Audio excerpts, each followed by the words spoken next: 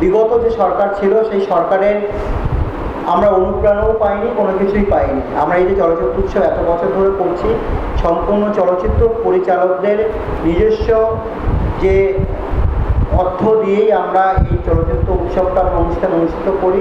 এটাই হয়েছে আমাদের মেন জায়গা।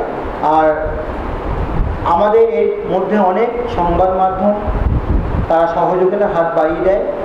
তাদের সহযোগিতা, তাদের জন্যই আজকে আমাদের এই চলচ্চিত্র উৎসব 12টা বছরে আমরা অতিক্রম করতে চলেছি বা করছি। তার জন্যই আজকে আমরা এই নতুন যে সরকার এসেছে, আমরা আশা করব এই সরকারের থেকে যদি আমাদের কোনো চাওয়া পাওয়া নেই, শুধুমাত্র পঞ্চায়েত স্তরে যেন আমরা এই সিনেমার জয়যাত্রা আমরা যেন নিয়ে যেতে পারি, তাদের সহযোগিতা আমরা চাই। ওখানে আমাদের কোনো অর্থ দরকার নেই, আমাদের কোনো অন্য কোনো সহযোগিতা দরকার নেই, শুধুমাত্র প্লেসমেন্টটা যেন আমরা চাই।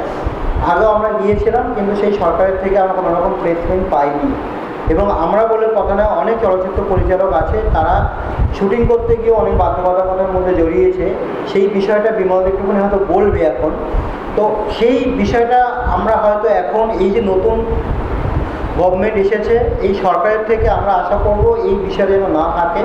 আশা করি নেই। আমরা যেভাবে পরিস্থিতি দেখতে পাচ্ছি এখন বিভিন্ন জায়গাতে সমস্ত রকমভাবে চলচ্চিত্র প্রযোজক যারা ছোটো ছোটো ছবি তৈরি করছে তাদেরকেও খোলা হাত দেওয়া হয়েছে, কেন তারাও যে 10 লাখ টাকা ছবি বানাচ্ছে সেও একজন মিডিয়াম স্মল শিল্পপতি আমরা মনে করি। কারণ তাদের ছবিটা চলছে, তারা বিক্রি করছে, সেই ছবি থেকে লাভ হচ্ছে, তার জন্য 10 জন করে খেতে পারছে। তো সেইটা বন্ধ ছিল এতদিন ধরে, সেটা আবার চালু হয়েছে। আমার কাছে এটাও খবর আছে যে এই মুহূর্তে বিভিন্ন চলচ্চিত্র পরিচালক তারা ছবিও তৈরি করছে।